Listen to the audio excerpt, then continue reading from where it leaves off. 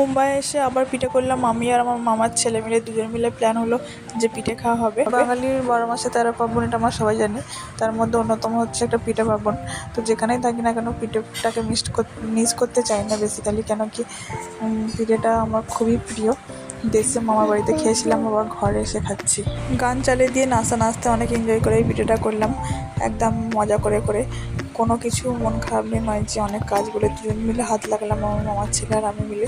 তো ভালোই লাগলো। তোমরা দেখতে থাকো আমার ভিডিও, নাচ সঙ্গে পিঠে কিন্তু আমি খুব সুন্দর বানাতে পারি। ছোটোবেলা থেকেই আমি পিঠের শেপ খুব সুন্দর করতে পারি, পাতলা পাতলা একদম খুব ফ্যান্সি পিঠে হয়। এটা আমি নিজে নাম করছি না, এটা আমি জানি আমি খুব ভালো পিঠে করতে পারি। আর তোমরাও দেখো ভিডিওটা, কিন্তু লাইক করবো অবশ্যই, চ্যানেলটা সাবস্ক্রাইব করতে ভুলবে না। দেখা হয় পরের ভিডিওতে। আর হ্যাঁ, তোমরা কিন্তু এন্ড পর্যন্ত ভিডিওটা দেখবে। Bye bye.